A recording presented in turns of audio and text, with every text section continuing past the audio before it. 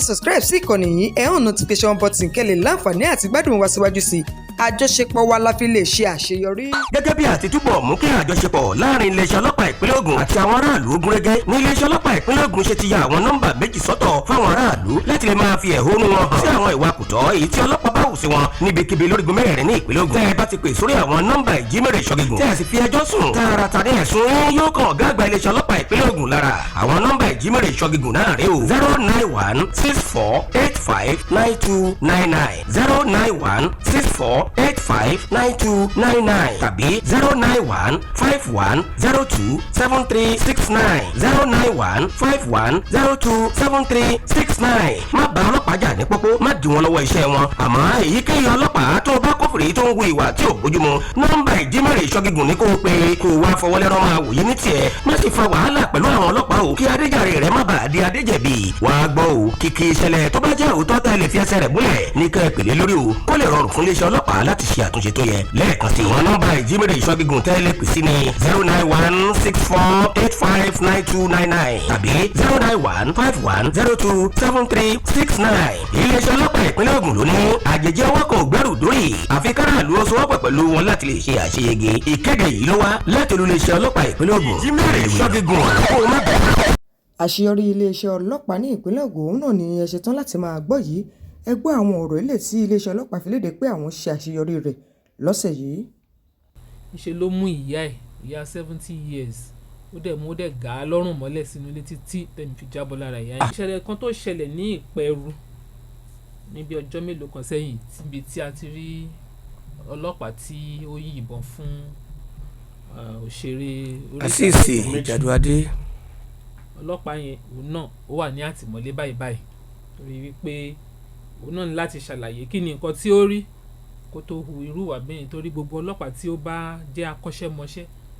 tó ń gbé ìbọn dání ó gbọ́dọ̀ ti mọ àwọn àkókò tó yẹ kóun ó yìnbọn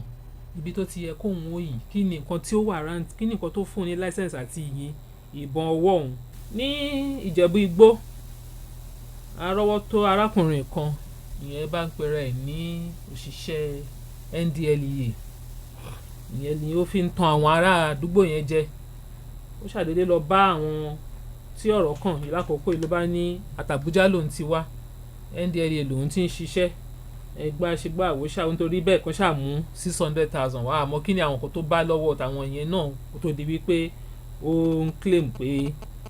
òṣìṣẹ́ NDLEA lò ẹ̀kọ́ tí ó gbọ́ bó ṣe wọ̀ yájà pẹ̀lú ẹnìyẹn tíjà yìí di ìran tó débi pé igi tí àpólàgì tó ọwọ́ tó rọ́wọ́ tó ó ṣe wẹ mọ́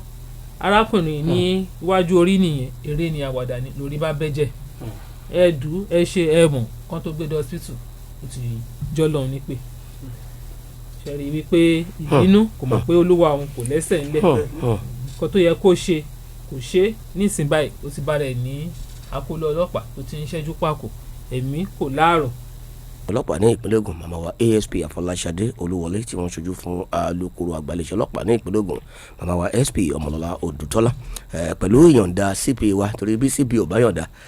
wọn ò ní wá ìyẹn bá mi bàbá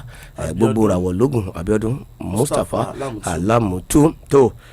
bó ṣe jẹ́ nìyẹn. Mo ti rán àti Ṣadé Family FM ti rán àti Ṣadé sí bàbá wa Alamutu bí olóògbé bá ṣì gbọ̀nsẹ̀ a máa bò gbogbo aṣọ kọ́là sá lóòrùn bá mi ní bàbá aṣọ egúngún kò sígbà tó bèrè òde fúra mọ́ yìí pé àṣekínní àṣọrùn kọ́ ló ti wá wọn ò bó gbogbo ẹ̀yìn ọ̀jẹ́ o ẹ darapọ̀ mọ́ mi bí n ó ṣe máa ké aṣojú alukoro àgbà fúnléṣẹ́ ọlọ́pàá ní ìpínlẹ̀ Ògùn àwọn ASP Afọláṣadé Olúwọlé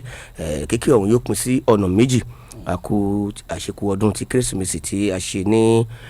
ìjẹta àbí bákan náà ni ká máa kí wọn kó ìpalẹ̀mọ́ ọdún tuntun January 1st Happy New Year in advance ọdún ayọ̀ la máa ṣe àníṣe ọdún ìbànújẹ́ gbogbo àwọn ọlọ́pàá tí wọ́n sì wà nírò náà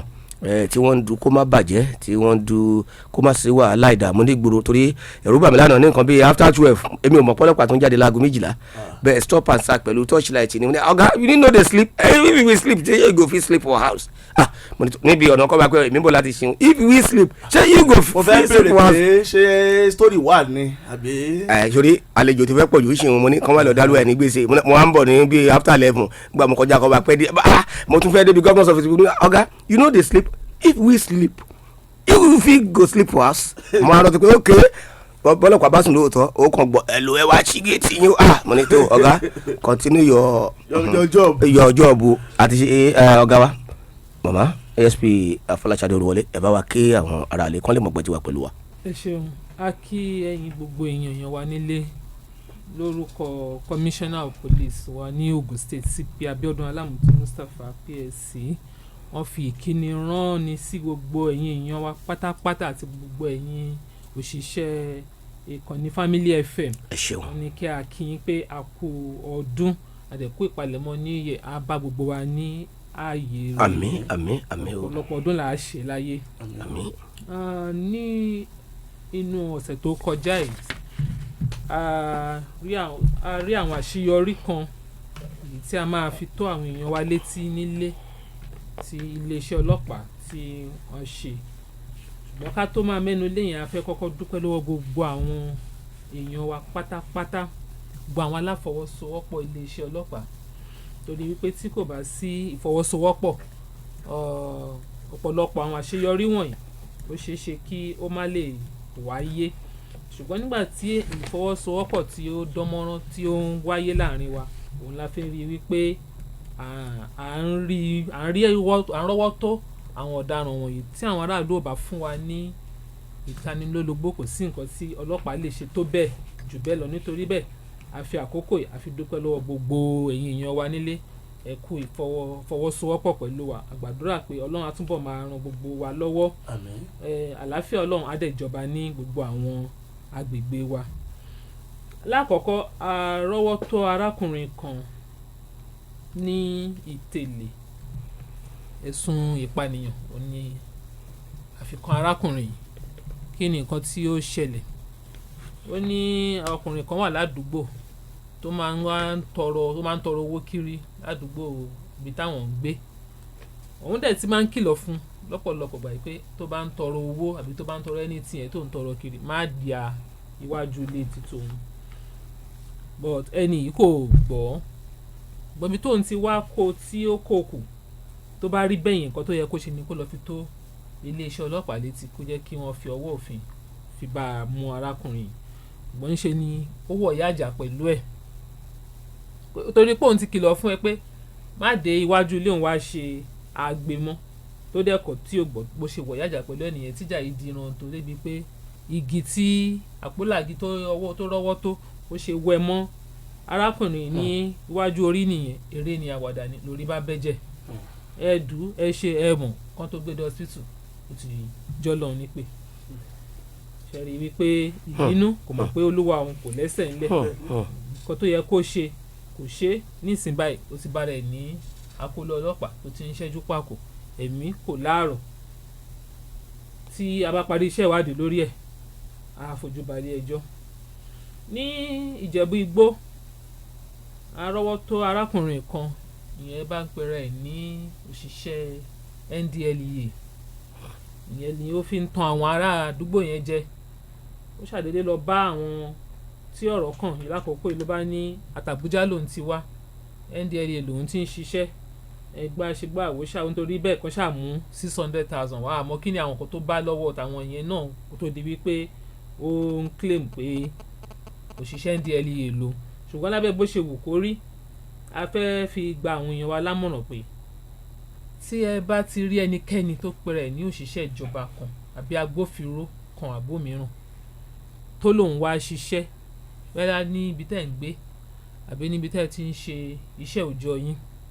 ẹ béèrè fún ID card ẹ̀ tí ò bá ti wọ aṣọ iṣẹ́ ẹni tó bá wọ aṣọ iṣẹ́ yẹn yàtọ̀ ẹ ti mọ̀ wípé aṣọ iṣẹ́ ló wà lọ́rùn ẹ̀ tó bá dẹ̀ lóun mú yín ibi tó yẹ kó máa mú yín níṣó ní ilé iṣẹ́ ibi tó ti wá kò ń ṣe lẹ́bàá ọ̀nà kò ń ṣe nínú ọ́fíìsì ẹ ní ilé ibì kan àbí ní restaurant kan àbí ibì kan láti fẹ́ lọ sọ̀rọ̀. tó bá jẹ́ òṣìṣẹ́ elétò ààbò tó wọ yúnífọ̀mù wa tó bá wá pè yín pé a nídìí ní ilé iṣẹ́ wa bẹ́ẹ̀ bá ṣe ń tẹ̀lé lọ níbẹ̀ jẹ́ kí àwọn ará ilé yín kan gbọ́ ilé iṣẹ́ ibo ló mú wa lọ ibi báyìí ni kó dẹ̀ jẹ́ pé ìbẹ̀lẹ̀ ń lọ. ṣùgbọ́n òṣìṣẹ́ elétò ààbò tó bá ti wá sọ́dọ̀ yín tó lòun wá mú yín fún ẹ̀sùn kan àbó mìíràn tó dẹ̀ jẹ́ pé lójú ẹsẹ̀ ń bẹ̀ náà ló ti ń bá yín dúnàdúrà pé ẹ jẹ́ ká parí ẹ̀ ẹ mú iye báyìí wá ìrúlé tá à ń sọ ní ìsìn ó ti ń bèrè 600,000 lọ́wọ́ wọn ìyẹn ndla yìí náà ndla tó pera ìní kò ń ṣe ndla o fake ni o wọ́n ti ń béèrè 600,000 lẹ́sẹ̀kẹsẹ̀ ń bẹ̀ tó bá ti rí irú àwọn èèyàn bẹ́yẹn tètè máa fura sí wọn pé ó ṣeé ṣe kó jẹ́ ayédèrú. Ní Iléṣàn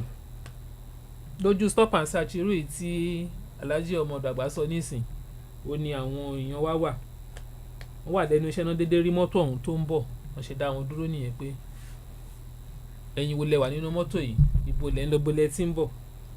kọ́ṣà àti ẹ̀ fi mọ̀ bẹ́yà irú èèyàn wo náà jẹ́ káwọn tán máa gbé ojú wo inú mọ́tò ìbọn ìléwọ́ náà ń wò nínú ẹ̀. nínú mọ́tò yẹn ọkùnrin 2 àtobìnrin 4 ló wà nínú mọ́tò yìí. Ibo níbi tẹ́ ẹ̀ lọ bó níbi tẹ́ ẹ̀ sí ń bọ̀ wọn ò rí àlàyé pàtó kan ṣe mọ́sọ̀ àlàyé kí ló dẹ̀ tẹ̀kù tán fẹ́ ṣe àti mọ̀ wípé kí irú ìbọn bẹ́yẹn kó tó lè wà lọ́wọ́ èèyàn géńdé 6 nínú mọ́tò. anirú iṣẹ́ tó ń ṣe. iṣẹ́ ibi kan ló wà ní ọwọ́ wọn tí wọ́n fẹ́ lọ ṣe àti kó wọn dé iléeṣẹ́ ọlọ́pàá tí a dẹ̀ ń ṣiṣẹ́ ìwádìí lórí wọn. Ní Ìmáṣáì arákùnrin kan fúnra ẹ̀ náà ló tẹ̀ kókó wọlé iṣẹ́ ọlọ́pàá wá tó wá rìpọ́tì ara rẹ̀ nígbà tó ti ṣe ohun tó fẹ́ ṣe tó station lọkọ lọ rìpọ́tì ara rẹ̀ tójú ẹ̀ ti ká níṣẹ́ ló mú ìyá 70 years ó dẹ̀ gà á lọ́rùn mọ́lẹ̀ sínú ilé títí tẹ̀mí fi jábọ́ lára ìyá yẹn. ó pààyà rẹ̀ ó pààyà. ṣé ó ti wà léléwé irun lọ́dọ̀ yín àbí bolo ṣì wà. ó máa dé léwé irun láìpẹ́. ìdílé o. ó máa tó dé léwé irun. kí ni tó rí àwọn aládùúgbò tó yàn gbọ́ sọ̀rọ̀ yẹn tí wọ́n dé station kí ni nǹkan tẹ́ lè sọ sọ̀rọ̀ yìí ló ní ó ti máa ń accuse màmá ẹ̀ pé òun ló wà nídìí ọ̀rọ̀ òun tó bó tilẹ̀ jẹ́ pé àwọn suspect pé ó ní àrùn ọpọlọ tó ló máa ń ṣe wọ́nranwọ̀nran bákan ṣùgbọ́n ó ti máa ń pẹ́ tó ti máa sọ pé ìyá òun ló wà nídìí ọ̀rọ̀ òun so the next thing tó dẹ̀ wá rò pé ó yẹ kóun ṣe ó dẹ̀ gàyà lọ́rùn mọ́lẹ̀ ó dẹ̀ pa ìgbà tó wá pa tán fún rẹ̀ ó wá rìpọ́tà rẹ̀ fún iléeṣẹ́ ọlọ́pàá òun náà wà lóyún àtìmọ́lé adéléwé irun àwọn agbèlè ibi tí wọ́n ti ń yẹ ọpọlọ wò bóyá lóòótọ́ ní nǹkan kan ń ṣe lọ́pọlọ tí nǹkan bá ṣe lọ́pọlọ á ṣàlàyé kí ni tó rí tó fi mọ̀ pé ìyá òun ló ń ṣe òun ó dẹ̀ fi wá rò wípé ní tó yẹ kóun tó kù kóun ṣe ni pé kóun ó gba ẹ̀mí lẹ́nu ìyẹ́ á ṣàlàyé ara ẹ̀ níwájú adájọ́. Ní àjùwọ̀n ìtanilólobó tọ iléeṣẹ́ ọlọ́pàá wá pé à ń kófìrí àwọn èèyàn kan tí wọ́n pọ̀ àwọn ọkùnrin lọ bí 43 àwọn obìnrin 11 pé ní event center àkọ́kọ́ wọ́n wà níbẹ̀ pé ìrísí wọn ó jọ ti àwọn ẹlẹ́gbẹ́ òkùnkùn bí a ṣe gbọ́ ìtanilólobó náà àwọn DPO 5 Òjòdú Àgbàdo Sango àti area commander ọ̀tá gbogbo wọn ṣáà mobilize pẹ̀lú àwọn tọ́jọ́ máa ń ṣiṣẹ́ pọ̀ wọ́n storm àdúgbò yẹn wọ́n pè bẹ̀ ní sáìdà alágbolé Àkútè gbà tó máa débẹ̀ wọ́n bá àwọn èèyàn yìí lóòótọ́ ǹjẹ́ kí ni wọ́n ń ṣe wọ́n náà ń ṣe àyájọ́ wọ́n ń ṣe ọdún àyájọ́ wọ́n ṣe anniversary ẹgbẹ́ òkùnkùn wọn gbogbo àwọn pákó tó ń kọ orúkọ ẹgbẹ́ òkùnkùn wọn sí lóríṣiríṣi gbogbo ẹ̀ nígbà gbogbo àwọn aṣọ tó máa ń lò gbogbo ẹ̀ ni wọ́n bá náà ká mọ́ wọn lọ́wọ́ wọ́n ti kó gbogbo wọn dé iléeṣẹ́ ọlọ́pàá kí àṣìṣe ìwádìí pé lórí tàwọn náà kàn fojú ba ilé ẹjọ́ ò ní nǹkan tí ó kù. Ìṣẹ̀lẹ̀ kan tó ṣẹlẹ̀ ní Ìpẹ̀rù níbi ọjọ́ mélòó kan sẹ́yìn síbi tí a ti rí ọlọ́pàá tí ó yìnbọn fún òṣèré Azeez Jàdùadé. ọlọ́pàá yẹn òun náà ó wà ní àtìmọ́lé báyìí torí wípé òun náà ní láti ṣàlàyé kí ni nǹkan tí ó rí kó tó hu irú ìwà bẹ́ẹ̀ torí gbogbo ọlọ́pàá tí ó bá jẹ́ akọ́ṣẹ́mọṣẹ́ tó ń gbé ìbọn dání ó gbọ́dọ̀ ti mọ àwọn àkókò tó yẹ kóun ó yìnbọn ibi tó ti yẹ kóun ó yìn kí ni nǹkan tí ó wà rántí kí ni nǹkan tó fún ní láísẹ̀nsì àti ìyìn ìbọn ọwọ́ òun tí ò bá wá sí kankan nínú àwọn nǹkan tó justify láti lo ìbọn tó bá lọ lò irú ọlọ́pàá bẹ́ẹ̀ nǹkan tí ojú arákùnrin tó ń rí lọ́wọ́lọ́wọ́ yìí òun náà ni ó máa rí òun náà wà ní àtìmọ́lé báyìí tí iléeṣẹ́ ọlọ́pàá máa dá sí ẹ̀rí àtòtọ́ àti tó yẹ fún aṣáà kan dúpẹ́ pé Ọlọ́run ò jẹ́ kó mú ẹ̀mí dání àdúpẹ́ fọlọ́run pé arákùnrin àgbọ̀ wípé ó ń gba ìtọ́jú lọ́wọ́ ó dẹ̀ ń recover gbàdúrà pé Ọlọ́run á túbọ̀ fún ní àlàáfíà pípé àmín. eléyìí jẹ́ díẹ̀ nínú àwọn tí a mú wá sí tó ó kù ní díẹ̀ ibi tí ẹ ti bẹ̀rẹ̀ yẹn ibẹ̀ ni máa ti mú ìbéèrè nígbà tí a bá dé láti ẹ̀ka ìpolówó ọjà wa. àwọn àṣeyọrí tí iléeṣẹ́ ọlọ́pàá ìpínlẹ̀ Ògùn tí wọ́n ti gbé ṣe láti ọjọ́ méjì mẹ́ta sẹ́yìn òun ni ẹ̀ ń gbọ́ yìí ẹ̀rọ wípé ẹni tí yóò bá pẹ̀gàn àjànàkú ni yóò sọ pé òun rí nǹkan fèrè lákàtà bóyẹrin nígbà tí kì í ṣèlérí ó kọjá kò kọjá káwá sọ pé fèrè ni ààrẹ nǹkan ó kú òní bíntín àwọn àṣeyọrí tí wọ́n ṣe ṣùgbọ́n ibi tí aṣojú alukoro tí wọ́n parí ọ̀rọ̀ sí ni màá ti fẹ́ gbé torí pé eléyìí kì í ṣe pé bóyá mò ń gbẹnusọ fún iléeṣẹ́ ọlọ́pàá ṣùgbọ́n nígbà míì kò sígbà tí mistake tí a mọ̀ sí àṣìṣe tí ó lè wáyé ọlọ́run má jẹ́ ká ṣe àṣìṣe níbi tí ìṣẹ̀lẹ̀ tí Azeez Ìjàdùadé yìí ti wáyé mo ní àwọn tó jẹ́ bíi ọ̀rẹ́ ńbẹ̀ tí wọ́n sì ṣe àlàyé nǹkan tí ó ṣẹlẹ̀ I wasn't there wípé kì í ṣe pé bóyá ọlọ́pàá yìí kì í ṣe pé bóyá ó mọ̀ọ́mọ̀ bóyá wọ́n ní nǹkan kan ṣẹlẹ̀ ló fi ṣe kò sì yẹ kí ìbọn yẹn wà ní kíkẹ́ ó yẹ kó wà ní séèfù lẹ́yìn rẹ̀ látún wá ń gbọ́ nínú àtìjáde tí iléeṣẹ́ ọlọ́pàá fúnra wọn fi síta wọ́n ní kòròfo ọta àbọ̀n wọ́n ní òun ló ba òṣèré orí ìtàgé yìí èwo ló ń jẹ́ kòròfo ọta àbọ̀n torí àwọn èèyàn tó fẹ́ bínú lórí eléyìí pé a ní ọta àbọ̀n báyọ̀ ẹ̀yin tó wá ń sọ pé kòròfo wọ́n ní shell àti shell o àti ọta o lọ́run jẹ́ kí ìkankan kí ó bà wá aṣojú alukoro. lórí ìṣẹ̀lẹ̀ yẹn torí pé ìwádìí ṣì ń lọ lórí ẹ̀ wọ́n pé mo sọ pé arákùnrin yẹn wà látìmọ́lé ìyẹn ọlọ́pàá yẹn iṣẹ́ ṣe resume fúlẹ̀ padà sọ́fíìsì ilé ní ìdọ̀ sáwọn iṣẹ́ pé bóyá ní special duty kan níta àbí nǹkan kan nítorí gbogbo pọ̀pọ̀ ṣinṣin ọdún èyí tí a ṣe kọjá nígbà tí a bá péjú pésẹ̀ ní ọ́fíìsì ní òní ni wọ́n á mú arákùnrin yìí bọ́ síta ó ti wà lọ́dọ̀ yín lọ́dọ̀ provost a wá ṣe àlàyé báwo ni ọ̀rọ̀ yẹn ṣe jẹ́ ṣùgbọ́n ilé ìtẹ́ mẹ́nubà lórí pé ọ̀nà kan ṣẹ́ẹ̀lì kan nǹkan tí a rí gbọ́ torí àwa náà sí níbẹ̀ àwọn tó wà níbẹ̀ náà ni wọ́n ń sọ pé báyìí lórí báyìí kọ́ lórí ṣùgbọ́n àwọn tọ́rọ̀ kàn gangan ẹ̀ páwọn náà máa lè ṣàlàyé bó ṣe jẹ́ bẹ́ẹ̀ni bò nípa nǹkan tá a wà rí gbọ́ ni wípé ọlọ́pàá yẹn yìnbọn yẹn ó kàn yín carelessly bí nǹkan yẹn ṣe pé mistake. wọ́n ní kì í ṣerú blọọkù gẹ́gẹ́ bí n ta gbọ́ pàápàá. irọ́ inú hòtẹ́ẹ̀lì náà wà. òun dẹ̀ jẹ́ escort fún expatriate kan ìyẹn àwọn aráàlú òkè tí wọ́n bí Chinese kankan. bẹ́ẹ̀ ni tó ń ṣiṣẹ́ ní ibi báyìí ló ń dáàbò bò so ẹni yẹn ló tẹ̀lé lọ sí ilé ìtura bíi tí nǹkan yìí ti ṣẹlẹ̀ àwọn ẹni tí nǹkan dẹ̀ tí ìbọn báyìí àwọn làwọn náà wà níbẹ̀ wọ́n wá shoot. wọ́n wá ṣe fíìmù. so bó ṣe wá jẹ́ tó fi wá dípò lọ́mọ́ra wọn kó tó di pé ó mistakenly fire kí ni nǹkan tó bá débi mistakenly fire kò sí nǹkan kan nípa training kò sí nǹkan kan tó yẹ kó máa jẹ́ accidental discharge because gbogbo ọlọ́pàá tó bá ń gbé ìbọn dání ni wọ́n máa ti ń fún ní ìdánilẹ́kọ̀ọ́ àwọn òfin tó rọ̀ mọ́ lílo ìbọn yẹn bó ṣe lè keep it safe tó ń gan fún rẹ̀ tí ò ní lè fi ṣe ra ẹ̀ lọ́ṣẹ́ tí ò dẹ̀ ní fi ṣe àwọn tó bá wà ní agbègbè ẹ̀ lọ́ṣẹ́ gbogbo ẹ̀ ló wà nínú nǹkan tó máa ti fi ń train wọn bọ̀ nǹkan tó ẹ̀mí àṣìṣe ò ní balẹ̀ gbogbo wa gbogbo tó bá wù kó rọ̀ mọ́ nígbà tí ó bá dé iwájú provost á ṣàlàyé bó ṣe jẹ́ àádẹ́ gbọ́ látẹnu arákùnrin tí kìíní ìbánu àdúpẹ́ wípé ọlọ́run bá wa ṣe mọ́ alihamudulilayi tí ń gbádùn padà nígbà tí a bá ti balẹ̀ dáadáa òun náà lè sọ fún wa kí ni nǹkan tí ó ń ṣẹlẹ̀. ẹ ṣeun tó ẹ̀gbọ́n wa Wahidi Ìjàdùadé àti báyìí dúpẹ́ àti ṣe alihamudulilayi lórí ọmọ yín Azeez Ìjàdùadé àyè ọpẹ́ ti yọ alihamudulilayi tó ọlọ́pàá tó sì wà involved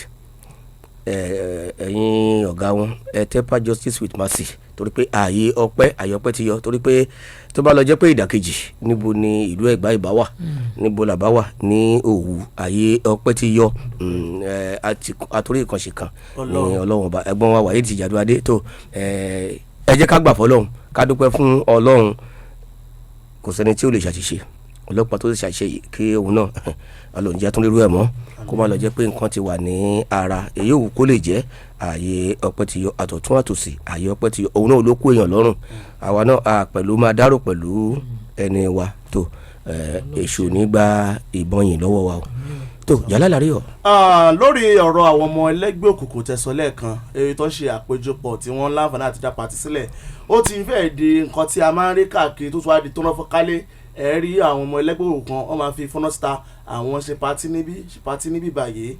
kí ni ìgbésẹ̀ tí à ń gbé ní ìpínlẹ̀ Ògùn pàápàá jùlọ níléeṣẹ́ ọlọ́pàá láti rí dájú pé a wá àwọn ọmọ ẹlẹ́gbẹ́ òkùnkùn yìí wọlé dáadáa. ẹ ṣeun iléeṣẹ́ ọlọ́pàá kúkú ń gbìyànjú ṣùgbọ́n àwọn tí ò ní gbọ́ wọn ò ní ṣe aláìmáhùwà ọ̀daràn wọn ò lè sọ wípé àwọn ò máa gbọ́ pé iléeṣẹ́ ọlọ́pàá àbí pé òfin ilé wa ó lòdì ó korojú sí anything tó bá ní í ṣe pẹ̀lú ìṣẹ́gbẹ́ òkùnkùn nítorí wípé àwọn ò ní gbọ́ òní débi pé àyà kò wọ́n ní wọ́n tún wá rántí pé àwọn fẹ́ ṣọdún àwọn fẹ́ ṣàyájọ́ ọjọ́ ìdásílẹ̀ ẹgbẹ́ àwọn ẹgbẹ́ tó jẹ́ wípé wọ́n mọ̀ pé ó lòdì sí òfin wọ́n mọ̀ wípé àwọn èèyàn gbọ́dọ̀ bá wọn níbẹ̀ ibi tí àyà kò wọ́n dé nìyẹn lára apani tí iléeṣẹ́ ọlọ́pàá ń ṣe òun náà ni wípé níbikíbi tá a bá ti gbọ́ wípé wọ́n ń kóra jọ pọ̀ wọ́n ń ṣerú àwọn pàdé bẹ́ẹ̀ a ò kì í fi ń jáfara ní kíá ní iléeṣẹ́ ọlọ́pàá máa lọ sí irú bẹ̀ tí wọ́n á dẹ̀ rọ́wọ́ tó wọn nígbà tí a bá ti wá rọ́wọ́ tó wọn ẹ mọ̀ pé iléeṣẹ́ ọlọ́pàá ibi tí iṣẹ́ wa mọ ò ní ká ṣèwádìí ká dẹ̀ fi ojú ọ̀daràn yẹn àbí afurasí yẹn ká fojú ẹ̀ ba ilé ẹjọ́ iléeṣẹ́ ọlọ́pàá kì í ṣe ìdájọ́ iléeṣẹ́ ọlọ́pàá ò dẹ̀ láṣẹ láti pààyàn torí bó ṣe ká àwọn èèyàn lára sí bó ṣe ń dun àwọn èèyàn tó àwọn míì máa ń sọ débi wípé tẹ́ ẹ bá ti mú wọn bẹ́ẹ̀ yẹn gan kò yẹ kẹ́ máa spare wọn ṣé lẹ́yìn kẹ́kọ̀ọ́ máa pa wọ́n ẹ kúkú máa mú wọn kúrò lọ́nà ẹ kúkú máa yanjú wọn a ò gbọ́dọ̀ ṣe bẹ́ẹ̀ ọlọ́run níjà rógun extrajudicial killing tó bá lọ ọlọ́run máa tiẹ̀ kò tiẹ̀ ní ṣẹlẹ̀ kò tiẹ̀ gbọ́dọ̀ ṣẹlẹ̀ ni torí pé ó níbi tí òfin gbà wá láàyè dé ó níbi tí iṣẹ́ wa tó dé tá a bá ti mú wọn ká ṣèwádìí wọn àwọn ẹ̀rí tá a bá rí gbé àwọn pátákó tá a ní arí kó ń bẹ̀ yẹn tí wọ́n kọrúkọ ẹgbẹ́ wọn sí àwọn aṣọ tó ń wọ oríṣiríṣi àwọn nǹkan tá a bá lọ́wọ́ wọn òun náà ni àwọn nǹkan tí àtàwọn ọ̀bọ̀n lè wọ́ gbogbo àwọn nǹkan ìjà olóró tá a bá lọ́wọ́ wọn àwọn ní àwọn nǹkan ẹ̀rí tá a máa kójọ pọ̀ láti fi prosecute wọn ó wá kò sọ́wọ́ ilé ẹjọ́ láti ṣèdájọ́ fún wọn ẹ̀ńtọ́ bá wò wípé oṣù mẹ́ta ló yẹ kó lọ lò lọ́gbà ẹ̀wọ̀n àbí lọ́gbà àtúnṣe wọ́n á wọ̀n fún èyí tí oṣù mẹ́fà bá tọ́ sí wọ́n á wọ̀n fún èyí tọ́dún kan bá tọ́ sí wọ́n á wọ̀n fún ṣùgbọ́n ẹ jẹ́ ká máa ní lérò ọkàn wípé tọ́lọ́pàá bá ti mú wọn yẹn kò yẹ ká dẹ̀ rí wọn lé ayé mọ́ kò possible kò sí ní kápá iléeṣẹ́ ọlọ́pàá láti pa anybody kò sí ní kápá iléeṣẹ́ ọlọ́pàá láti ṣèdájọ́ tí wá ní láti rọ́wọ́ tó wọn ṣèwádìí kó wọn lọ sí ilé ẹjọ́ kí adájọ́ ó lè dá ẹjọ́ wọn gẹ́gẹ́ bó ṣe tó àti bó bá ṣe yẹ. ìyẹn wọn mi lọ́ọ̀dù. bẹ́ẹ̀ni. yàrá ṣé wọ́n ti dáhùn ìbéèrè ẹ̀. bẹ́ẹ̀ni. ẹ ṣe púpọ̀ aṣojú alukoro ìbéèrè tí mo fẹ́ tún béèrè lọ́wọ́ yín yìí yóò dàbí èyí tó pín sí bí ọ̀nà méjì. àkọ́kọ́ mo rí àtẹ̀jáde kan tí alukoro àgbà fún iléeṣẹ́ ọlọ́pàá ní orílẹ̀-èdè wa nàìjíríà ọmọọba Múyìwá Adéjọbí tí wọ́n fi síta pé lákòókò tí àwọn rin ìrìn àjò lójú ọ̀nà márosẹ̀ Èkó lọ sí ìlú Ìbàdàn àwọn ọlọ́pàá kan wọ́n ń dá ọkọ̀ dúró kò sí nǹkan tí wọ́n ṣe ju pé wọ́n ń gba ẹ̀gúnjẹ ní ọwọ́ wọn ṣé nọ́ninọ́ni tí ò bá ṣọ́ni náà kò ní mọ ìgbà tí yóò fi na ẹni ọba mo rò pé wọ́n ti kó sọ́wọ́ ọmọọba Múyìwá Adéjọbí tán bí wọ́n sì ti gbó lọ́wọ́ ọ̀gá torí pé wọ́n wá ṣe àfihàn ara wọn gẹ́gẹ́ bí ọlọ́pàá wọ́n ní wọ́n sì sọ fún DPO tó instruct wọn pé kí wọ́n wà níbẹ̀ lákòókò yẹn láti kó wọn wá sílùú Àbújá ohun tí mo wá fẹ́ béèrè ní mà ó fẹ́ jẹ́ lọ́dọọdún tàbí lóṣù mẹ́fà ní iléeṣẹ́ ọlọ́pàá máa ń fi ìkéde síta a fẹ́ gba àwọn ọlọ́pàá o àwọn látọdún 18 láti nǹkan kan torí ọ̀pọ̀lọpọ̀ àwọn ọlọ́pàá tí wọ́n ń bá nídìí ìwà bàjẹ́ ọ̀dọ́ ni wọ́n ǹjẹ́ iléeṣẹ́ ọlọ́pàá ǹjẹ́ wọ́n máa ń fi sẹ́rò yìí pé ó ṣeé ṣe kíṣẹ́ ọlọ́pàá máa wù ẹlòmíì kó jẹ́ bí ìtaṣírí ló mú ẹlòmíì wá darapọ̀ mọ́ iléeṣẹ́ ọlọ́pàá pé àìrí kan ṣe kan tó fi jẹ́ wípé ẹlòmíì wọ́n má ti lọ kó ẹran mérò ǹjẹ́ wọ́n máa ń fi ìsọ́kàn nígbà tí wọ́n bá ń ṣe ìgbanisíṣẹ́ fún àwọn ọlọ́pàá ìyẹn àkọ́kọ́ èyí tó wá sí kejì ni pé tí wọ́n bá ti mú ọlọ́pàá tó ṣe àṣemáṣe gbogbo ẹ̀ là ń rí dismissal ni àwọn tá a sì ń dismiss yìí wọ́n ti mọ bá a ti ń gbébọn àwọn tá a sì ń dismiss yìí wọ́n ti ní àwọn intelligence kan tó ṣe wípé èmi ò ní jàláàlò ní àwọn ọgbọ́n àyíníke kan bí wọ́n ṣe lè dọ́ọ̀jì bí wọ́n ṣe lè yẹra fún wọn ta ìbọn bí àwọn fúnra wọn ṣe lè gbé ìbọn wọ́n ti ní ìmọ̀ yìí àwa lé wọn dànù sínú ayé wọn ò rí kan ṣe kan mọ́ ṣé ẹ rò pé lílé wọn dànù yìí ni ó yẹ kó kàn ṣé wọn tún ní sáwọn gan ò lè lọ kó gáǹgì kan jọ káwọn gan tún máa pẹ̀lú tírèènì àwọn adigunjalè tàbí ẹni tó ti mọ́wọ́ ọ̀bọn. àbí kọ́ padà sí DAB. akànjọ ń wò ni o ǹjẹ́ kò yẹ kó a tún bójú wo ìlànà míì ọlọ́pàá ti ṣe sàkání ibi tó sì ṣe pé nǹkan tí ò ṣe gbọ́ ni ẹ má lé wọn o kódà ń gbòòyà mi ò lọ sí iléeṣẹ́ ọlọ́pàá láti lọ gífù ẹ̀rí mọ́. Ṣé kò yẹ ká wo àwọn ìlànà míì tá a lè fi máa fìyà jẹ wọ́n pé bóyá inspector ni o yá padà sí sergeant, bóyá DSP ni o yá padà sí ASP, débi wípé yóò sì máa rí nǹkan kan gbà, kò ní jẹ́ pé ok ẹ gbúrò mo tún ròyìn ẹni mà.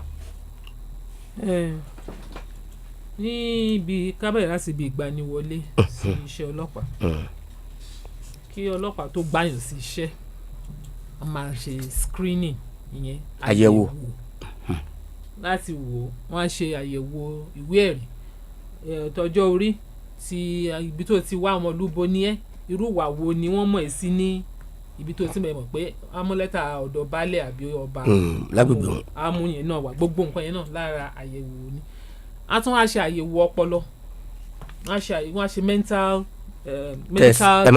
medical test bẹ́ẹ̀ ni, láti mọ bí ìlera ara ẹ̀ bó ṣe rí ní látòrí dé ẹsẹ̀,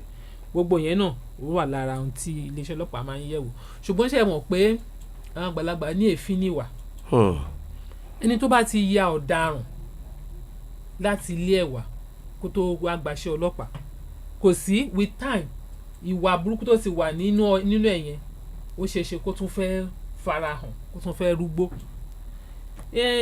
Lára training tí ọlọ́pàá ń fúnyàn, gbogbo àwọn nǹkan tí ẹ nílò láti jẹ́ ọlọ́pàá, láti jẹ́ a professional police officer, òun náà máa ti fi fún wọn. Gbẹ́ni tí ò bá ní gbọ́,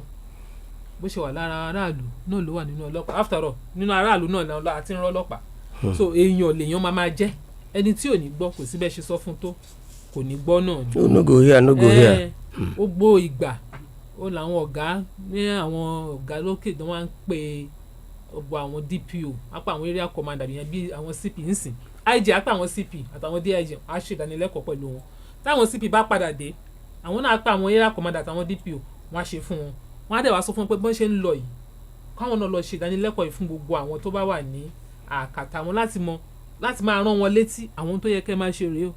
àwọn tí ò yẹ kẹ́ máa ṣe rèé o, ṣùgbọ́n ẹni tí ò ní gbọ́ kò ní gbọ́. So àwọn tó bá mú wípé wọ́n ń gba owó tí ò yẹ kán máa gbà, àbí pé wọ́n ń hu ìwà kò tọ́ kan lẹ́nu iṣẹ́ tí ò yẹ kán máa hù, ìjìyà tó tọ́ òun náà ni wọ́n máa fi jẹ irú ẹni bẹ́ẹ̀. Ní abala kejì ìbéèrè yín nípa pé irú àwọn ìjìyà pé wọ́n gbàṣẹ́ ní ọwọ́ wọn yẹn. Summary dismissal tá a máa ń wá rí báyìí. Well, ìpele ní àwọn ìjìyà nínú disciplinary act ọlọ́pàá, ó depend lórí irú offence tán bá mú wọn fún. Tí ẹ̀ka tó rí wípé wọ́n ní wọ́n fún yàn ní summary dismissal, báyà ó ti ní í ṣe pẹ̀lú armed robbery. Kí ni à ń pè ní armed robbery? Ni pé kéèyàn gbé ìbọn dání, kó wá fi ìbọn tó ń gbé fún láti fi ṣiṣẹ́ ìdáàbòbò àwọn aráàlú, kó wá máa fi terrorize wọn láti fi gbà owó lọ́wọ́, that is armed robbery, capital offence nìyẹn. Bọ̀ lórí wípé báyà wọ́n béèrè owó lọ́nà tí ò tọ́, àbí àwọn ìjìyà míì wà tí wọ́n lè fúnra àwọn yẹn, oríṣiríṣi ìjìyà ló wà, ó depend lórí grade offence tó ń bá commit. Ìjìyà míì wà tó jẹ́ pé báyà wọ́n kàn ní pé kó fún ní extra fatigue, pé kó gbálẹ̀ àbí kó wà náà kó máa tún àyíká ṣe fún bí ọ̀sẹ̀ kan àbọ̀sẹ̀ méjì, ìjìyà kan nìyẹn. Ìmíì reduction in rank, ìyẹn náà wà, oríṣiríṣi punishment òun ló wà, bọ̀ èyí tó le tó jẹ́ ultimate ń bẹ̀ òun ni dismissal yẹn. Kódà tó wá dé ìpele tó ní dismissal yẹn, á jẹ́ wípé ẹ̀ṣẹ̀ tí irú ẹni bẹ́ẹ̀ náà ṣẹ̀ ó ti jẹ́ èyí tí ó ti bọ́ sí capital offence, bí irú àpẹẹrẹ tí mo ṣe fún wa yẹn. Kódà àsìkò ọdún la wà yìí, àwọn agbófinró wọn wà káàkiri, báwo ni ó yẹ kí àwọn ará ìlú àti àwọn ọlọ́pàá tá bá pàdé ara wọn, bóyá dúró fún stop and search ni, orú ìtakùrọ̀wọ́sọ owó ló yẹ kó wáyé, àti pé báwo ló ṣe tọ́ láti bá agbófinró tó wà lẹ́nu iṣẹ́ sọ̀rọ̀ lójú pópó. Ẹ̀kẹ́ tó fìdáhùn sí ẹ̀ka dé ẹ̀ka ìpolówó ọjà à ń bọ̀. Ní ká fi èèyàn ṣe àwọn olóyìnbó, àwọn ní literature, wọ́n ní comic relief, wọ́n ní ká fi èèyàn ṣe comic relief kí gbogbo ẹ̀ kí ó má le jù, ni a ṣe mú èèyàn wá. Jálá mi mọ̀ bóyá o ní ìbéèrè fún lórí ìbéèrè tí mo béèrè lẹ́ẹ̀kan nípa alápàdé ọlọ́pàá lójú pópó, orútakùrọ̀sọ olóyè kó wà láàrin ará ìlú àti ọlọ́pàá lójú pópó. Ẹ ṣeun. Wọ́n á rí i pé ní àkókò tí ọdún bá wà níta báyìí, ìrìnkèrindò máa ń pọ̀ lọ́pọ̀lọpọ̀, torí pé àwọn èèyàn máa travel, àwọn míì máa wálé, àwọn míì máa tàsí, àwọn tó ń ṣiṣẹ́ bí wọ́n tàsí bí àwọn náà wọ́n fẹ́ lọ sí ìlú wọn láti lọ bá àwọn ẹbí wọn ṣọdún nítorí gbogbo àwọn sókè sódò tá a mọ̀ wípé ó máa ń tún lé kan sí yẹn ló fi jẹ́ wípé iléeṣẹ́ ọlọ́pàá máa ń kó àwọn ọlọ́pàá síta lọ́pọ̀lọpọ̀ nírú àkókò báyìí láti lè jẹ́ kí ààbò kó lè wà ní àwọn ojú pópó wa ni torí pé àwọn jàǹdùkú àwọn olè náà àwọn náà máa ń rí gẹ́gẹ́ bí àkókò tí kòkó tàwọn náà tó ti so torí pé wọ́n mọ̀ pé àwọn èèyàn ń bọ̀ wá sílé ọdún àbáwọn èèyàn kan ń jáde lọ láti lọ ṣọdún àwọn náà wá wò ó pé àkókò táwọn náà gbọ́dọ̀ bọ́ sọ́nà ni láti máa digunjalè àbí láti máa jí àwọn èèyàn gbé kírú àwọn nǹkan báyìí kó má bàa máa wáyé òun làwọn ọlọ́pàá náà fi wà ní àwọn ojú òpópónà wọ̀nyí nǹkan tó wáyé kó máa wáyé láàrin àwa ará ìlú àtọlọ́pàá bí tí mo ti bẹ̀rẹ̀ ọ̀rọ̀ lẹ́ẹ̀kan náà nìyẹn ni pé ká ní ìfọwọ́sowọ́pọ̀ ọlọ́pàá tẹ́ bá ní ojú pópó tó bá dá yín dúró ẹ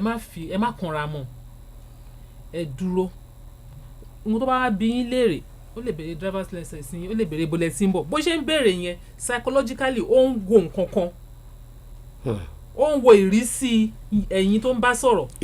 ó ń wo ìrísí àwọn tó wà nínú mọ́tò yẹn ó ṣeé ṣe kó jẹ́ wípé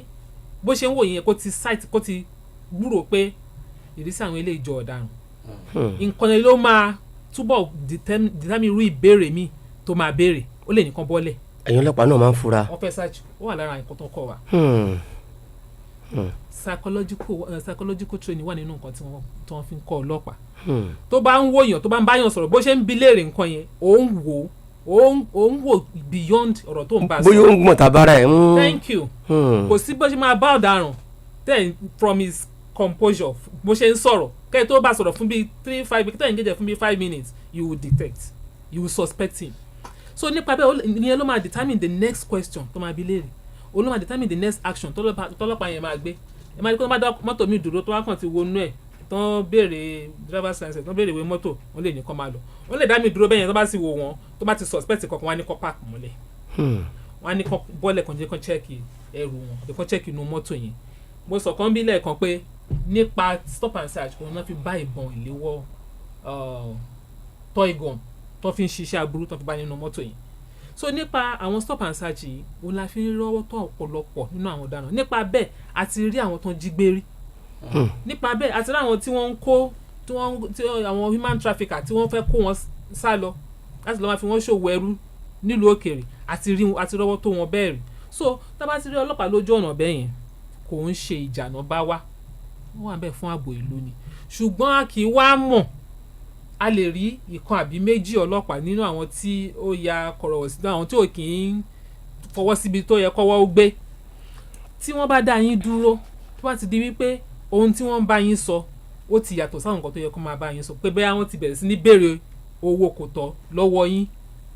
ẹ ní right àti sọ wípé ẹ ò ní owó tẹ́ fẹ́ fún wọn the worst tán lè ṣe ni pé wọ́n bá ní àwọn bá rí ẹ̀sùn kankan pẹ̀lú yín ẹni kọ́ gbé yín ní ìṣòní station kọ́ jẹ́ kẹ́ máa lọ ní ìṣòní station kò ń ṣe ibi tó bá ti mú offence náà ti gbọ́dọ̀ parí offence yẹn no it's illegal tó ń bá rí anything incriminating àbí tó wà suspicious pẹ̀lú anybody nínú mọ́tò lójú òpópónà àbí anywhere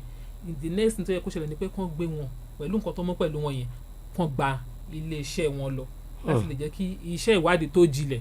kó lè wáyé lórí ọ̀rọ̀ yẹn so ẹ má jẹ́ kí a máa dojú ìjà kọ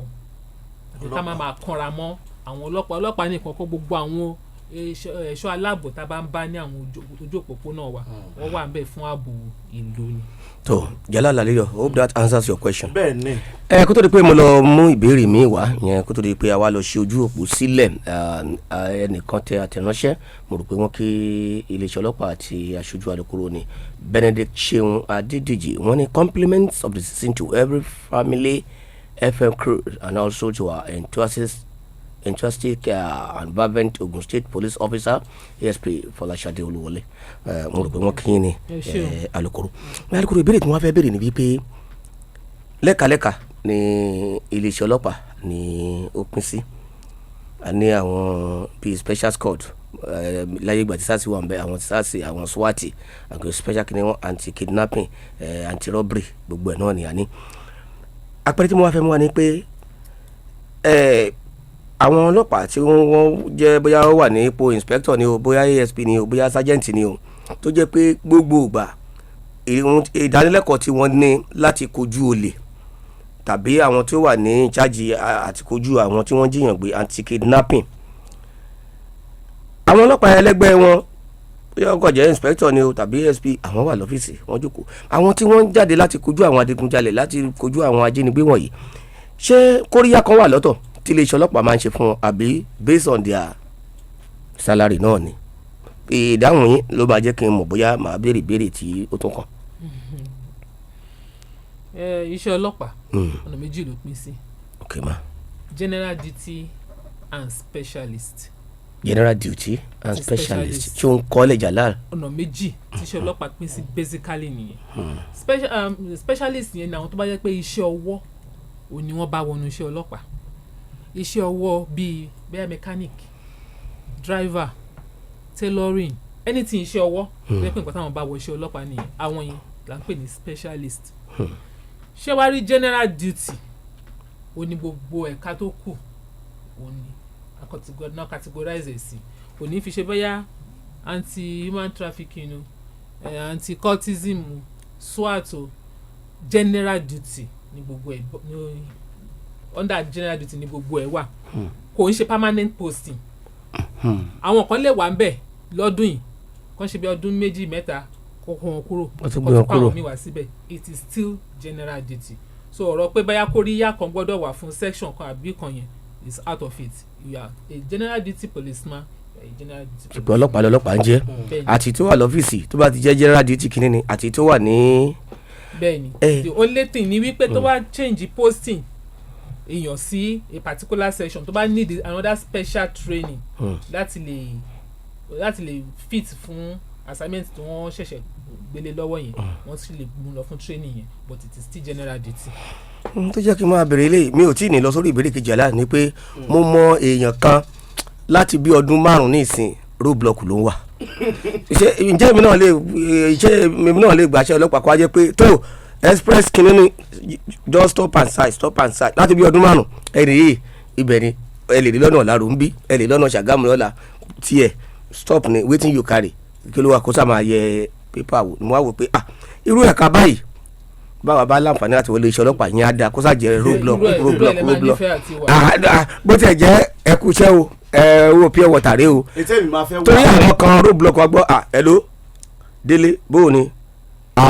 roadblock àti bólẹ́tún wa always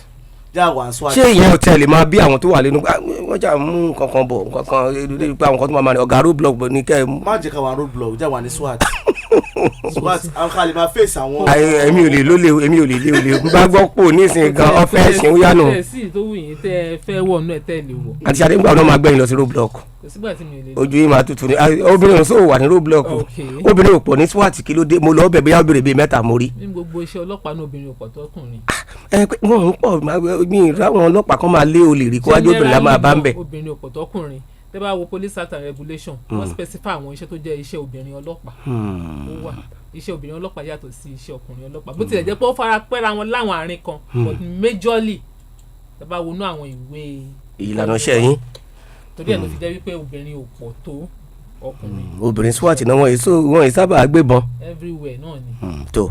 yálà káṣojú òpólẹ̀ àbí. bẹ́ẹ̀ni. yìí tá a sọ yẹn mo fi dá padà ní o pé roadblock yóò bá fẹ́ wọṣẹ́ ọlọ́pàá roadblock máa fẹ́ kọ́ permanent mi sí mi ò rẹ́ni tó wà ń bẹ fọdún 5 rí o kó má di pé CP á ní tó ẹni tó wà ń bẹ fọdún 5 yẹn máa bọ̀ wá sọ fún wa mo ṣeré ni o. àná èmi dá padà. mo láti mọ ẹni yẹn torí. yàrá náà ló sọ fún mi. agbọ́dọ̀ rẹ ni.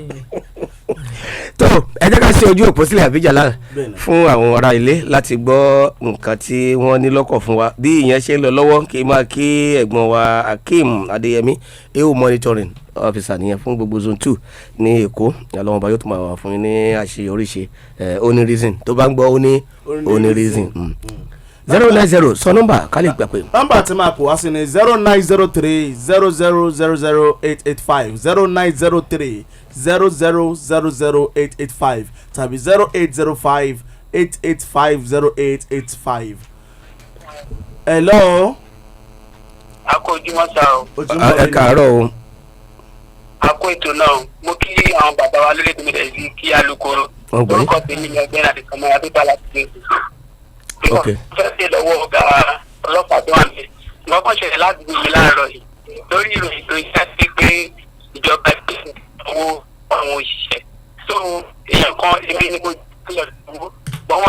sanwó yẹn pé mi èmi ò tí ì rí tòbí láàmú bá ṣe gbọ́ news tó wá bá mi ìjà ẹ̀ ṣáà pọ̀ ṣá tòkọ́ tí wọ́n fẹ́ tè lọ́wọ́ lápàá ọlọ́pàá ni pé tó bá yẹ pé ìjà ẹ̀ di wàhálà ní àkọ́kọ́ ṣẹlẹ̀ ọ̀dọ̀ wọn náà la máa kó bọ̀ ṣé èmi mo jẹ̀bi ní àbíjọba sọ́tọ̀ fún àwọn tí wọ́n wọ́n táwọn kan ọ̀dẹ̀ tí owó yẹn gbà so kọ́ tí mo fẹ́ mọ̀ ní sà. níbo nìyẹn bá kan ọlọ́pàá lálọ́dún yín gbọ́ ìròyìn wípé ìjọba fi owó kún owó oṣù wẹ́ àníṣadé tí ẹ bá lè dáhùn ìbéèrè ṣùgbọ́n mi ò rò pé yẹn kan ọlọ́pàá náà. tí láńlọ́ọ̀dù yín bá lòun gbọ́ pé wọ́n fowó kún oṣù yín òun náà fẹ́ fi owó kún owó ilé àbóhùn fẹ́ fowó kún kíní ìgbà fún ní ìtẹ́lọ́rùn tí ó bá wù yín àbí tó bá tẹ́ yín lọ́rùn láti continue pẹ̀lú ẹ̀ continue tí ò bá tẹ́ yín lọ́rùn any choice kí ni choice ẹni ni pé ẹ lè filẹ̀ sílẹ̀ kẹ́ ẹ wá ilé ibòmíì lọ ẹ lọ gbalé síbòmíì kò sí nǹkan kan tó yẹ kó fa ìjà tó yẹ kó fariwo kò sí nǹkan kan tí ò ní solution gbogbo nǹkan tó yẹ ká máa mọ manners of approach bá ṣe máa rìn kó má bàa di wípé ọ̀rọ̀ tí ò tó nǹkan á di wàhálà bí ìta sọ lẹ́ẹ̀kan òun wá ń tọrọ owó lọ́wọ́ mi ó ń tọrọ owó kiri àdúgbò ó ṣe di nǹkan tá à ń pààyàn lé lórí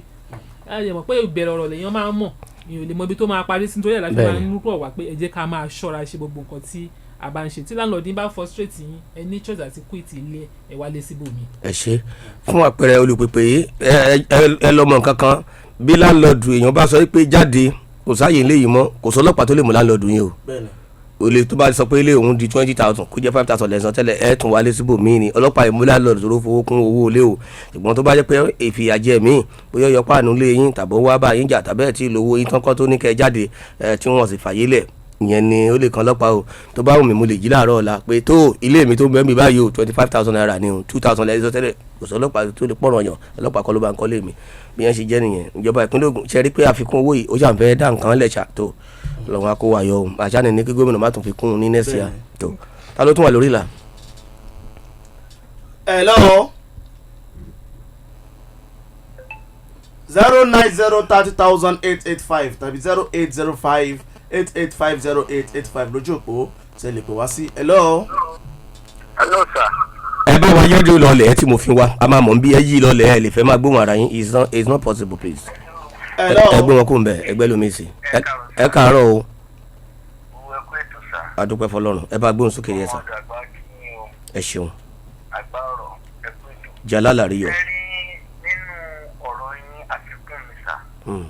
ṣe rí ó ní ìdí gbogbo àwọn community àdúgbò orúkọ mi òjò ti sà láti gbàgbà. ṣe rí àwọn community àdúgbò gbogbo àwọn eréko báyìí làwọn boys ń sá wa àwọn ọmọ ẹlẹ́gbẹ́ òkùnkùn yẹn. then àwọn ọmọ landlord náà ọ̀pọ̀lọpọ̀ wọn ló wà láàrin wọn tó jẹ́ báwọn bàbá yẹn tí wọ́n bá ti láwọn ọmọ láàrin wọn bẹ́ẹ̀ káàkiri. ẹ bá wa pariwo eléyìí náà síta gbogbo àwọn bàbá yẹn náà kọ́ máa ti ti ara wọn gbọ́ kàtí kúrò mi ṣe rí sà. tó ẹ ṣe mi rò pé ìbéèrè tààrà ni wọ́n alukoro ṣe gbọ́ nǹkan tí wọ́n sọ yẹn. bí àmọ̀ràn ni ọ̀rọ̀ wọn a ti máa ń sọ náà gbogbo àwọn bàbá àwọn landlord ládùúgbò àwọn community esco tí wọ́n mọ̀ wípé àwọn ọmọ wọn ń ṣẹgbẹ́ òkùnkùn tí ó dẹ̀ jẹ́ wípé wọn ò rí nǹkan kan ṣe sí ọ̀pọ̀lọpọ̀ gbàgán tí iléeṣẹ́ ọlọ́pàá bá rọ́wọ́ tó ẹ̀mọ̀ ìgbà yẹn lè máa rí wọn táwọn ọmọ máa bọ̀ ní station láti wá máa bẹ̀bẹ̀ pé ẹjọ́ ọmọ àwọn ní igbá wo ó gba àwọn nǹkan wọ̀nyí ó kù díẹ̀ káàtó àyẹn tẹ́ bá dẹ̀ ń gbé lágbègbè irú bẹ́ẹ̀ tẹ́ bá ti kófìrí pé àwọn ọmọ wọ̀nyí irú ìwà báyìí ló wà lọ́wọ́ wọn ẹ má jáfara láti fi tó iléeṣẹ́ ọlọ́pàá létí nítorí pé ẹ̀yin àgbàlagbà lẹ́ni ó ń bọ̀ àwọn làádẹ́ẹ̀dẹ́ ojú là ń mú tó báyìí. tẹ́ ẹ̀ bá tètè fi tó iléeṣẹ́ ọlọ́pàá létí tẹ́ ẹ̀ gbà wọ́n láàyè ìgbà tó máa hùwà láabi wọn ó ṣeé ṣe kán fi ṣe àkóbá fún ẹni tí ò yẹ kó kàn ó ẹ bá ti kófìrí wọn ẹ máa fi tó iléeṣẹ́ ọlọ́pàá létí kò ní fi ṣe ọmọ tẹ́wò kò jẹ́ ìbáàjọ́ ọmọ ṣá máa na àdúgbò yín ẹ fi tó iléeṣẹ́ ọlọ́pàá létí àwa mọ bí a ṣe máa gbégbèsè àmọ̀tọ́ tó yẹ ká ṣe nípa irú nǹkan bẹ́ẹ̀. ẹ ṣe bí ètò ṣe ń lọ lọ́wọ́ à ń gbọ́ àwọn ìròyìn kan lábẹ́lẹ̀ ṣùgbọ́n àti lè fi ẹsẹ̀ rẹ̀ múlẹ̀ tó bá jẹ́ bẹ́ẹ̀ kílẹ̀ ò tó ṣú àgbọ̀ ń pa ẹ̀ tí ò bá sì jẹ́ bẹ́ẹ̀ àgbọ̀ ń pa ẹ̀ ìyẹn ní ìròyìn kan tó ń wá láti ìpínlẹ̀ Ondo lọ́wọ́lọ́wọ́ báyìí it has not been substantiated ìdí nìyí tí àwa tí fi ní bírèkì ẹ̀ ṣùgbọ́n bí ọjọ́ bá ṣe ń lọ àgbàdua kọ́lọ́hún má jẹ́ kí ó jẹ́ bẹ́ẹ̀ lórí tó bá sì jẹ́ bẹ́ẹ̀ tó ajá pé àkọọ́lẹ̀ o ti dúró o ń béèrè pé ìròyìn wo o ti mí náà ti rí lápá bíbá yìí ìwọ náà lọ gbogbo ẹ má bẹ o bẹ́ẹ̀ni it has not been established tó ẹ jẹ́ ká tún wẹ̀ lómi lórí ìlà. Hello, good morning. 0903-0000885 0903-0000885 tàbí 0805-885-0885. hello. ẹ káàárọ̀. Hello. ẹ káàárọ̀ mà. Ẹ káàárọ̀. Orúkọ yín bọ́lẹ̀ tó pè wá. Orúkọ mi ni Esther láti ìdí ọ̀pẹ. Ẹ jọ̀ọ́ ọmọ yàn tí yàn bá ti di pé ọmọ ó ń kẹ́gbẹ́kẹ́gbẹ́ kò kí ń wọlé gbọ̀rọ̀ aago 9 aago kó máa mu ọtí kó máa mí ìsì ẹ̀ kí ni èèyàn ìgbésẹ̀ wo ni èèyàn lè gbé mà. epo ọmọ òpó kẹ́míkà papọ̀. ẹ̀ẹ́dẹ̀ bá sọ tí ò gbọ́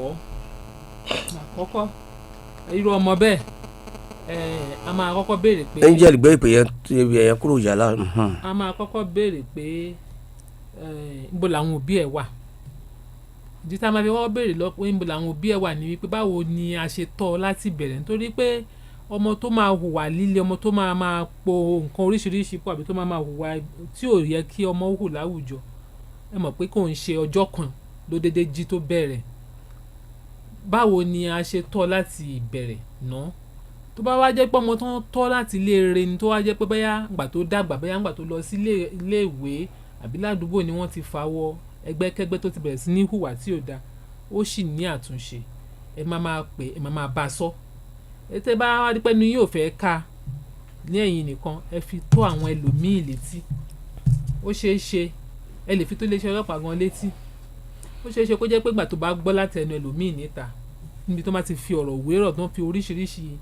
àpèjúwe fi bá a sọ̀rọ̀ kí ó túnbọ̀ yé jù bẹ́ẹ̀ yìí nìkan ṣe ń bá a sọ lọ. tó bá wá gbé gbogbo àwọn ìgbésẹ̀ èyí tó wà láti gbé láti rí i pé kí a fi tún ìwà yẹn ṣe tó bá kọ̀ tí ò bá gbọ́ náà àbí tó bá yẹ pé bóyá ó ti jẹ́ ètò ti gan pé ẹja tó bá ti gbẹ kò ń ṣe ń ká mọ́. bẹ́ẹ̀ni. má ti dẹ́rù lẹ́vù yẹn tó yẹ pé kò wá tiẹ̀ wá sẹ́ni tó gbọ́ sí lẹ́nu mọ́ ẹ mú lọ sí ọgbà ìtúnwá ẹ̀dá ṣe. nǹkan tí irúbẹ̀ yẹn wà fún ni pé ẹni tí ìwà ẹ̀ ò bá ti tòfin mu tí ò bá tàwùjọ mu kí wọ́n tún ṣe ẹ bá sọ fún ẹ bá fẹsẹ̀ ra yín mú un lọ síbẹ̀ àbí tẹ́ ẹ lọ sọ fún wọn pé nǹkan bá ilẹ̀ ń go through wọn á tọ́ yín sọ́nà bẹ́ẹ̀ ṣe máa rìn wọn á gbà sọ́dọ̀ wọn bá yín tún gbogbo ìwà yín wọn bá yín tún ṣe. ẹ ṣe jàlá làárẹ̀ wà á rí pé ìròyìn tí mo sọ pé ní ìpínlẹ̀ Ondo àti wá rí àwọn ìwé ìròyìn àwọn ọ̀gá wa kan sì ti fi ẹsẹ̀ múlẹ̀ fún wa lábẹ́lẹ̀ bí ètò ṣe lọ lọ́wọ́ tó ní ìpínlẹ̀ Ondo ìròyìn tó ń tẹ̀ wá lọ́wọ́ ni pé gómìnà Akérédolú wọ́n ti jáde láyé lẹ́ni 63 years àbí 67 years tó gbogbo ẹ̀yàn ọmọ ìpínlẹ̀ Ondo ẹ kú ara fẹ́ra kù ti gómìnà ìpínlẹ̀ Ondo gómìnà Rotimi Akérédolú ọjà láyé bí láyé ṣe rí náà ní rí yẹn o kò sẹ́ni tí Ọlọ́run ò lè pè sọ́dọ̀ nígbà tó bá fẹ́ okùn ká wá máa sọ ohun tí gómìnà yìí tí ó ti gbé ṣe nígbà tí wọ́n wà nípò tó ẹ̀sà àjà àṣìṣe jẹ́ ní àyè tí a bá wà may his soul rest in perfect peace. Alukoro ẹ kó papọ̀ mọ́ ọ̀rọ̀ àmọ̀ràn yín kó tó di pé ayọ̀ǹda yín lórí ètò láàárọ̀ yìí mà. ọ̀rọ̀ àmọ̀ràn wa fún èèyàn wa nílé ni wípé ẹ jọ̀ọ́ jẹ́ ká ṣọdún jẹ́jẹ́ ọdún ṣì wà níta bí a ṣe ń palẹ̀ mọ́ láti wọnú ọdún tuntun Ọlọ́run ọba á mú wa rí ọdún náà láyọ̀ àtàlàáfíà ọ̀pọ̀lọpọ̀ ẹ̀dẹ̀ ni a ṣe láyé àti ní àyè eré ẹ jẹ́ kí àwa náà ẹ jẹ́ kí a ṣe jẹ́jẹ́ gbogbo tó bá ti jẹ́ ìwà ọ̀daràn ká yàgò fún tá a bá dẹ̀ kófìrí àbí tá a bá rí àwọn nǹkan tá a fura sí ní àwọn agbègbè wa ẹ jọ̀wọ́ ẹ má fi jáfara láti fi tó iléeṣẹ́ ọlọ́pàá létí kí a bá lè wà ní àlàáfíà ní gbogbo àwọn agbègbè wa pátá. tó wọ́n ní kí àlàáfíà lè jọba ní agbègbè wa ẹ jẹ́ ká ṣe jẹ́jẹ́jẹ́ bí ọdún sì ṣe wà níta yìí ẹ jẹ́ ká rántí ọmọ ẹni tí à ń ṣe àwọn òbí kí wọ́n fa ọmọ wọn létí mọ́ra. Alukoro tí ọ̀gbẹ́ni tí ó gàyà ẹ̀ lọ́rùn mọ́lẹ̀ tó fi kú jàlá ní an interest ìjọ ńgbà wo ló máa délé wé ran. tó bá ti dé àjẹkẹ́ gbọ́. tó ẹ ṣe púpọ̀ ìjímọ̀ ìṣọ́ gígùn a sì máa padà sí orí ẹ̀hún la máa fi káàdì ẹ̀ àníríjú báyìí lọ àbí lórí ètò sàn láàárín ní òní àkànṣe tó parí ọdún 2023 last Wednesday in the month of December in the year 2023 tó bá tún di ọdún tó ń bọ̀ ni a tún máa pàdé ẹlòmíì lè pè ọ̀sẹ̀ tó ń bọ̀ kọ́ ọdún tó ń bọ̀ ni a tún máa pàdé lágbára Ọlọ́run ọba ẹ jẹ́ ká kí àwọn ikọ̀ tí àjọ òṣìṣẹ́ Kẹ́hìndé Fálẹ́yẹ ọkọ ìyàwó tuntun òun ni àmójú ẹ̀rọ Kafayat Priska Akínwùmí ni ó jẹ́ kẹrin wa wò lórí ẹ̀rọ ayélujára lónìí bákan náà kí a dúpẹ́ púpọ̀ lọ́wọ́ aṣojú fún iléeṣẹ́ ọlọ́pàá fún iléeṣẹ́ ọlọ́pàá ní ìpínlẹ̀ Ògùn ìyẹn aṣojú alukoro màmá wa ASP Afọláṣadé Olúwọlé tó ẹ kú ọdún ẹ kú àṣekú ọdún èmi tẹ̀ rò pé ṣe máa wà ní ti ọdún kérésìmesì ni ṣùgbọ́n èyí ṣe àfihàn yín gẹ́gẹ́ bí ọlọ́pàá tí ó kájú òṣùwọ̀n tí ẹ sì fi ọwọ́ yọ̀bọ̀kẹ́ mú iṣẹ́ yín ẹ bá wa kí CP wa lọ́hùn bá mi Abíọ́dún Mustapha Alamutu pé wọ́n kú àṣekú ọdún iṣẹ́ tí mo sì ràn yín lábẹ́lẹ̀ náà kẹ́ ẹ má gbàgbé láti bá wa jíṣẹ́ kẹ́ ẹ sọ fáwọn DC náà àti ìyálòde alukoro olóbìnrin àkí àwọn náà àgbàgbé ọ̀gá àgbà wa níbí onímọ̀rọ̀ pẹ̀lú akẹ́láṣọ́ àkẹ́ Bukola Adéọ̀ṣun náà àwọn ti kọ̀sán láàrin ní àti ààrẹ Sunday Ògúnṣọlá tántálá bákan náà ní kí ẹ máa kí Alhaji Akeem Lawal Babalawé àdúgbò oníbàjẹ́ ò kí n sì máa kí ọ̀gá admin Akeem Adéyẹmí AO monitoring gbogbo zone 2 nílùú Èkó ọdún ayọ̀ ni a ó máa ṣe gbogbo ẹ̀yin tẹ́ pè wá akéyìn gbogbo ẹ̀yin tí pè yín takú sọ́nà àkí ẹ̀yin náà ẹ̀yin tẹ́ fẹ́ pè tẹ́ láǹfààní àti ṣe bẹ́ẹ̀ bóyá torí kò sówó láti pè tó Ọlọ́run bá yóò pèsè fún yín. lápapọ̀ bá mi lẹ́dùnmarè àtúnpadì àwọn ikọ̀ míì ní ojúmọ́ ọ̀la lórí ètò Sàn Láàrin Mọ̀rúfù Adégbóyèga lórúkọ tèmi ọmọ ọ̀dà gbàmọ̀lẹ̀ tí gbénu rédíò owó yànmùyànmù ìpàdé tún di ọdún tó ń bọ̀ fún ọ̀tún ètò Sàn Láàrin. Jalal Àríyọ̀ lórúkọ tèmi. gẹ́gẹ́ bí àti túbọ̀ mú kí àjọṣepọ̀ láàrin iléeṣẹ́ ọlọ́pàá ìpínlẹ̀ Ògùn àti àwọn aráàlú ó gúnrégé ní iléeṣẹ́ ọlọ́pàá ìpínlẹ̀ Ògùn ṣe ti ya àwọn nọ́mbà méjì sọ́tọ̀ fáwọn aráàlú láti lè máa fi ẹ̀hónú wọn hàn sí àwọn ìwà kùtọ́ èyí tí ọlọ́pàá bá hù sí wọn níbikíbi lórígun mẹ́rẹ̀ẹ̀rin ní ìpínlẹ̀ Ògùn. tẹ́ ẹ bá ti pè sórí àwọn nọ́mbà ìjímèrè ìṣọ́gígùn tẹ́ ẹ sì fi ẹjọ́ sùn tààràtà ní ẹ̀sùn yóò kàn ọ̀gá àgbà iléeṣẹ́ ọlọ́pàá ìpínlẹ̀ Ògùn lára. àwọn nọ́mbà ìjímèrè ìṣọ́gígùn náà rèé o 09164859299 09164859299 tàbí 09151027369 09151027369. má bá ọlọ́pàá jà ní pópó má dì wọ́n lọ́wọ́ iṣẹ́ wọn àmọ́ èyíkéyìí ọlọ́pàá tó bá kófìrí tó ń hu ìwà tí ò bójúmu nọ́mbà ìjímèrè ìṣọ́gígùn ní kó o pé kó o wá fọwọ́lẹ́rọ́ máa wòye ní tiẹ̀ má sì fa wàhálà pẹ̀lú àwọn ọlọ́pàá o kí adéjàre rẹ̀ má bàa di adéjẹ̀bi. wàá gbọ́ o kìkì ìṣẹ̀lẹ̀ tó bá jẹ́ òótọ́ tá a lè fi ẹsẹ̀ rẹ̀ múlẹ̀ ní kẹ́ ẹ pèlè lórí o kó lè rọrùn fún iléeṣẹ́ ọlọ́pàá láti ṣe àtúnṣe tó yẹ lẹ́ẹ̀kan sí. àwọn nọ́mbà ìjímèrè ìṣọ́gígùn tẹ́lẹ̀ pè sí ni 09164859299 tàbí 09151027369. iléeṣẹ́ ọlọ́pàá ìpínlẹ̀ Ògùn ló ní àjèjì ọwọ́ kan ò gbẹ́rù dórí àfi káràlú ó sowọ́pọ̀ pẹ̀lú wọn láti lè ṣe àṣeyege. ìkéde yìí ló wá láti olú iléeṣẹ́ ọlọ́pàá ìpínlẹ̀ Ògùn.